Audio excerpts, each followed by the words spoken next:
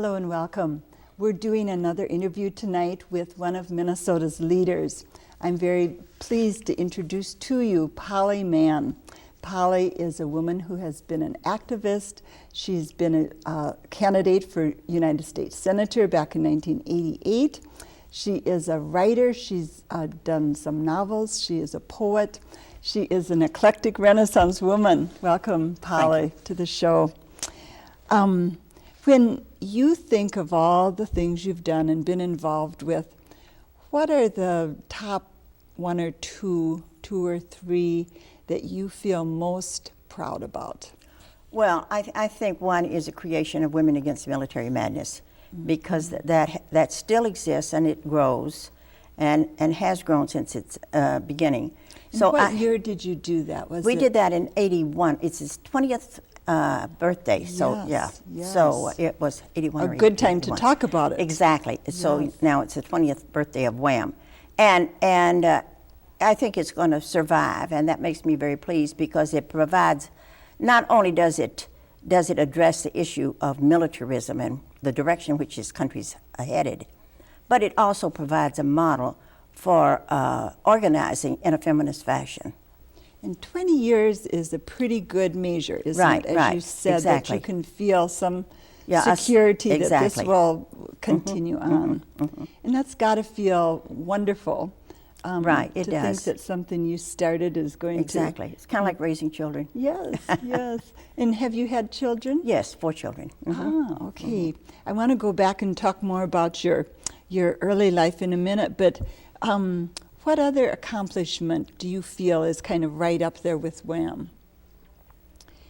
Oh, I really can't name any one thing in particular. It's just because my activities have been so focused on working against war. And so it's just the whole variety of activities that I've carried on. I thought you might say that the founding of InFact or the working with No, that. I simply worked for InFact. I had nothing to do with InFact except working for it for a short period of time.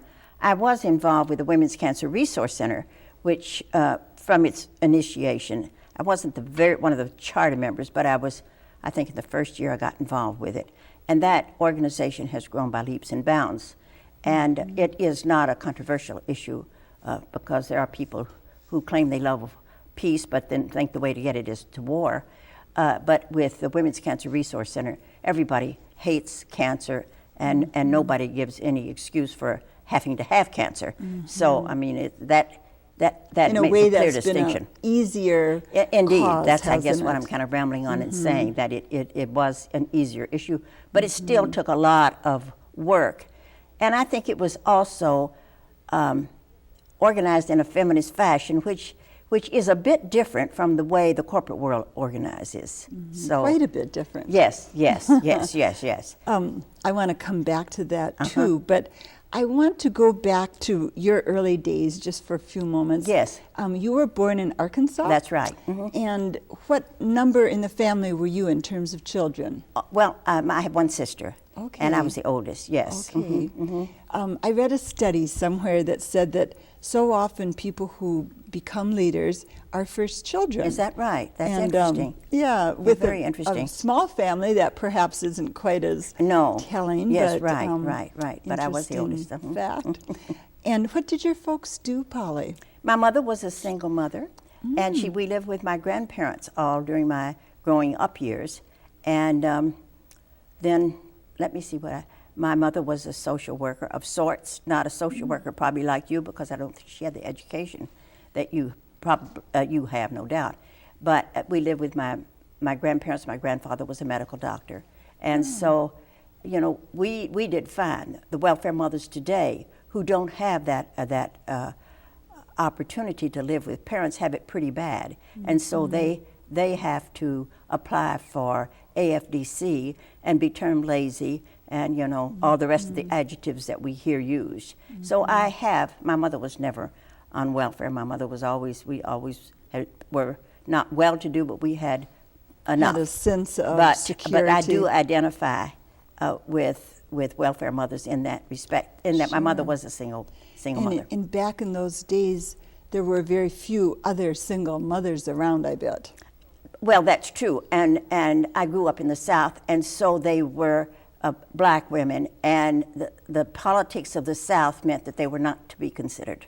And so, as a young girl, you saw this and felt that As it a didn't young girl, seem fair, or it were did you not just seem fair. accepting of it I as did not, the way it did not is? seem fair You to me. did. But you're really prohibited, as you well know, by the mores of the people with whom you live. Right. And so you're not free to really explore what you believe. And I think if I'd stayed in the South, I probably, well, I know I would be a great deal different from what I do today, because Minnesota, the people that I have known in Minnesota really, really educated me in many ways. Education comes in lots of ways. It's not only in books. But I've had good friends who've challenged some of my Southern beliefs and sometimes laughing outright at me. And that hurts, you know, and then when you examine what they're saying and find that that's true, then you change. And there's that growing opportunity we talk about. Absolutely. Was your father never in the family? And my mother and father were divorced very well when my sister was probably a baby, so I never knew my father. And how did you get to Minnesota, Polly? My husband, I worked during World War II. My husband worked I worked at an Army camp, and I was working in the quartermaster's office, which is the office of supply. Right. I worked as a chief clerk. Oh, okay. And my husband had been drafted, and was sent to Arkansas. So he had passed the bar examination. He was a Minnesota right, boy? and was sent there. And I think I'm trying to remember what he did, examine contracts or something like that, in the same office with me. And now you and Walter have been married how many years? 50-something, maybe. 50-something, that's yeah. great. And so you married Walter and came to Minnesota? Yes, after the war. Did you go to college at all? No. I don't remember reading that on your biography. I did not. My education has all been pretty Self-taught much, right, and self-determined, which is kind of interesting. Have you ever considered going back? Has that been important to you, or have No, you felt actually, that? I worked at a college for 4 years, and I could have done that, but, and I have taken college courses, but I've taken those that I wanted to, that pertained to what I was interested in. And I've taken literature courses and writing courses and so forth. But I really, I decided it didn't matter to me, that I was not going to use a degree to get a job, which is, you know, one of the reasons why one gets a degree. And I knew that I could get what I wanted by really applying myself to reading, and I did. My stepfather is no longer living, but he was probably one of the most interesting, articulate, well-read, thoughtful men I know. And he didn't go to college either. And I sometimes think, you know, we're put in boxes when we go through the educational system sometimes. Right. When I called you and we talked on the phone about leadership, I'd love to have you share with the audience what you said to me about what you think about leadership, because you have a take on it that's quite different from my other guests who've been on this series. Well, in the areas in which I've worked, leadership really has been willingness to serve. It's being involved in a cause and seeing that cause needed something, needed a particular way to be addressed, needed energy, needed organization. And so if you're willing to do it, you're the leader. I especially have seen this during the Vietnam War, for example, when the students organized. And I was with them. This was in southwest Minnesota when I was working at Southwest State University. And there was no blueprint for that. It just evolved. And they did what they had to do. So the groups that I've been with, we had to decide where we were going, how we were going, what the process was going to be. And was it kind of decision-making by group consensus then? It wasn't even that formal. Not even that formal? No. It would be more you and I talking about something that needs to get done. And then you invite some friends, and I would invite some friends, and we'd get together and say, where do we go from here? And there is a Russian adage that describes this perfectly, and it says, remember, pilgrim, there is no path. The path is made by walking. So, like it. so you determine just what you're going to do and how you're going to do as you do it. As you're And going. you make mistakes and you backtrack because there's no guarantee that the way you're going is correct. But it is very expansive. It allows room for creativity in which a system that puts a lot of white paper up on the walls and tapes it to the walls and says, here's where we are, here's where we want to go, and here's how we get to it, and this is what you're going to do. Very by the book, by the That's rules. right, that's right. So you're probably not a goal setter per se. No, I don't think so. I don't think so. Fact is, it really bores me. You know, when people start talking about mission statements and my eyes glaze over and I think I'm going to miss that meeting. Because And you know that will take 2 hours at least to hammer out, and right? Generally, I know what my mission is. And I don't even want to put that on other people. And it's just not a process that interests me. It's working out the details. I think at WAMM we worked that out by organizing and then understanding later what we had done and why we had done it. It's maybe necessary to get that involved in process so that you really understand. So I'm not opposed to it. So do reflection, though, rather than prediction, kind yeah, of. right. So tell us a little bit about how WAMM got started and your role in it, and who was the other co-founder. I don't even know, Polly. Your name is so identified with it. The other woman really is, I think you'll recognize her name, is Mary Ann Hamilton, who was also very, very active with the Vietnam War protests and also with the mental health movement. And she was, I met her, I was living in southern Minnesota, and I met her during events that would take place in the Twin Cities. So I met her during the Vietnam years. And you were here doing some protesting at that time? Yes. And ran into her. Right, and then I would go back to Marshall where we were living, and many times I'd bring a carload of students up here with me, and we'd go back. So when I moved here in about 80, I came. To Minneapolis, St. Paul? Yes, to the Twin Cities. I looked her up, and we had lunch, and then I saw her several times, and we began to talk about what was needed, because then the nuclear scare was on. You know, it's kind of like the scare today, only today is worse. You know, children hiding under the desks and a fear of nuclear weapons. It was, now maybe it was a little bit later than that, but it was a nuclear issue that brought our discussion out, that we felt that we could get just as involved in another war like Vietnam. That was the war.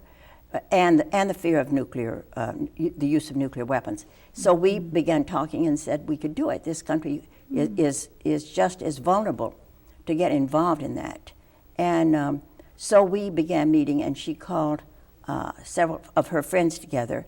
And so a group of us met for several months and discussed what could be done. And we weren't sure it should be a women's only group. That just happened, really.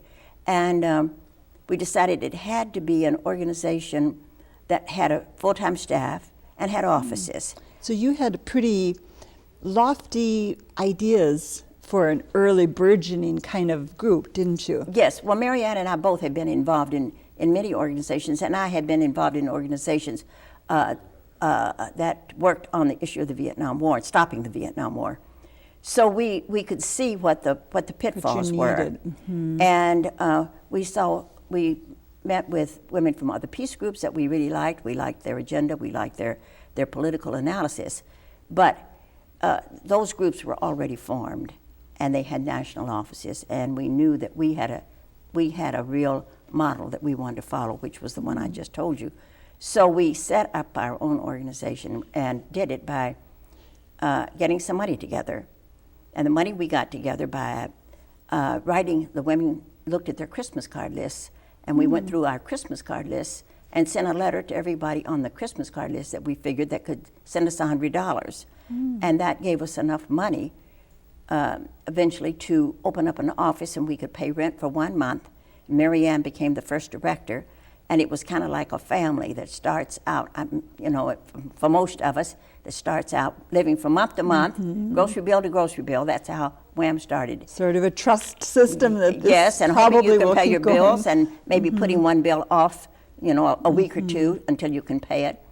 And today, it's in pretty good shape today. We work very hard, too hard. We have to work at keeping our funds to keep the organization going. So back in, this was 1980. Yeah, in the 81, 80s, yeah. People responded when you asked for the $100, Yes, obviously. yes. Yeah, and you know, when I talked about the nuclear weapons, it was not that early period. That was the earlier period. But there was a concern about the nuclear testing and the nuclear weapons. And people did respond, yes. People did respond. And that's pretty much how we still operate today. 85% of our money comes from our members. From donations? Yes. Okay. And you said that you didn't join with another group that was already established. Right. Because you wanted to follow this kind of evolving type process. Is that we right? did, exactly. And other groups, most groups that have national headquarters, and Minnesota is you know, this so often happens in Minnesota, that a group that has a national headquarters and has a Minnesota chapter, the Minnesota chapter ends up paying a disproportionately large amount of money to that national chapter, and that's what happens. So, but then the national then determines the policy, and then So there's you not have enough less money then for the power. local chapter to develop in ways that it might, to make the local chapter stronger. And so we have members from all over the world, but it is a Minnesota organization. When you think of yourself as having kind of evolved into this leadership role, Polly, what qualities of yours do you think worked to make you effective? Anger, probably. Anger. Which fueled your purpose? Right, exactly. And, you know, I strive, I think, well, many people do, to be effective. And that means that you don't lose your cool. But at the same time, I don't want to lose my cool, and I don't want to be cruel.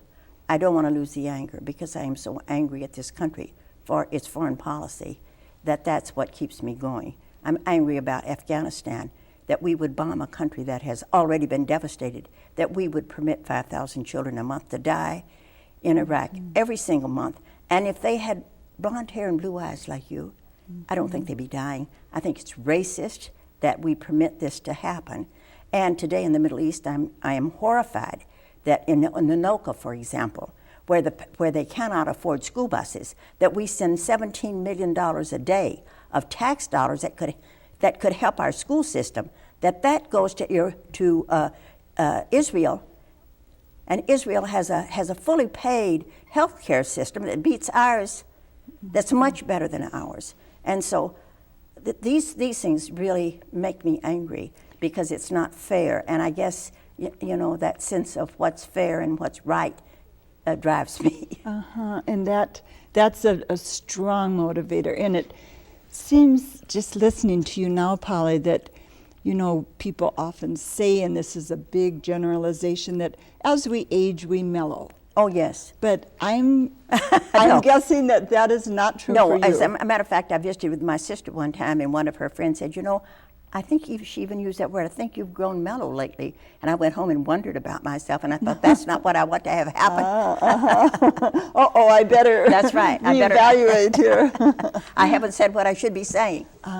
Has this been hard for your personal life to have that kind of driving force going on while you're also raising 4 children and being a wife? And well, my husband had he knew me when we were married, of course, and so he has supported me all the way. He's not an activist, but he said the world needs more people like me. That's what he said. So that didn't stop me, of course. That just helped me go ahead. But it has been hard on my children, because, you know, when children grow up, as they're growing, they want to think they're immaculate conceptions. They don't want anybody to even think they have a mother and a father. And so to have a mother who is written about, right, and says things that other people don't agree with at all, it was hard for them, very hard for them, I think. Did they come to you ever and say, Mom, please leave this political world, leave this activism? Were they that direct with you? No. I had one or two teachers that hinted at me during the Vietnam War. One of the teachers asked me if I didn't think that my son that my son should be bothered with these problems of the world, because they were always at our dinner table, these problems. And I said, well, when children the age of my son were dying from U.S. bullets and U.S. military, he didn't have an alternative. And he didn't, and it's too bad, but I just felt that I could not pay that price to be silent, because I don't want those Vietnamese children anymore dying, and I want my own son to die. And I grieve as much I grieve for the people who commit who are in the army, who are forced to kill others, because they suffer trauma. They suffer from a post-traumatic stress condition as a result of killing. And so it is not good for the people who kill. But I didn't want my son, I didn't want him to die in war, but I didn't want him killing other people's sons either. That's something I'm concerned about. So did he he didn't have to, he did not, he was not, he missed drafted. it all, because for one thing, he has hay fever very badly, and I was grateful for that. I bet. What right now is the cause, the issue that is driving you in terms of your involvement, your concern? Well, it's still the war, and wherever it is. Right now, but this country's part in the war, because I can't do anything about what somebody else does, but I can do something with what my country does. And so when the President of the United States says we're going to be in war for God knows how long, I am concerned. This means that there's not going to be enough money for schools, for tuition, for anything, for welfare mothers, for adequate health care. All these programs are going to be reduced and some eliminated, because we're going to be on this mad search for security, which we could have if we behaved right, if we did what was right and worked to have a world in which resources are more evenly shared. I think it would begin to take care of security. When you ran for Senate in '88, yes, you were just telling us you ran against Sternberger and Humphrey. That's right. And were defeated. Badly. Badly? Was it that's a bad all right. defeat? Yeah, it was okay. Do you ever consider running again? Never. I couldn't stand to be in the presence of most of those people in the U.S. Senate. I have very little regard for them. The Senate, the campaign, the whole business of having to collect funds for campaigns, and having defense contractors give so much money to campaigns means that we have a Senate and a House of Representatives that are bought off. They're bought off by the corporations, and the corporations maintain huge offices in Washington with lobbyists that lobby them day by day. What the welfare mothers need is to have enough money so that they could hire a lobbyist to work for them. Then they might be able to defeat this 5-year time limit with a paid lobbyist. It is, I see what you're saying, and I agree. But doesn't our system kind of work through the political? I mean, isn't that how change happens in America? And how can you effect change? In the streets today. On the streets. In the streets, because via the rallies, via protests? Yes, because the Democratic and the Republican Party, neither one of them are anti-war parties. The Democrats have absolutely played dead in this session of the Congress, and let the Republicans do whatever they wanted. They clap, clap, clap, clap, clap. There was only one vote against going into against attacking Afghanistan, and that was a representative from California, a black woman named Barbara Lee. And so I do not see them. To me, there's very little hope except in forcing change. But it is going on all over the world, where you have protests against the globalization system, globalization, and the corporate globalization. You have protests in Genoa and in Seattle, and they're very bloody and very violent, which is unfortunate. They don't have to be that way. But there are people, a lot of people in the world, that are unhappy with the way that's going, things are going. Do you feel that as a feminist, we need to get more women going fast here in terms of getting involved? Absolutely, I feel that way. And where they really have been involved, they've been very effective. The women of Okinawa have been, and I was just reading something recently about women in Israel that are working because they're unhappy with not a small number, but there are groups of women in Israel who are unhappy with Israel's foreign policy. Women in black, they have been protesting the Israeli usurpation of the occupied territories. And so, yes, I see women involved and all over the world. Do you think women as a body are unaware of their power, Polly? Yes, but I think they're beginning to be.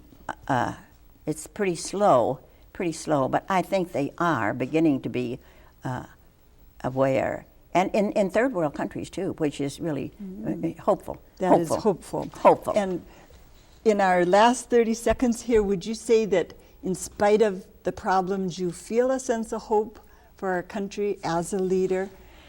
I live with what Antonio Gramsci said is the pessimism of the intellect and the optimism of the will. I like that. On that note, we need to close. All right. Thank you so much. You're quite welcome. For coming down. I've been talking to Polly Mann. We'll be back again next week. Until then, have a good week.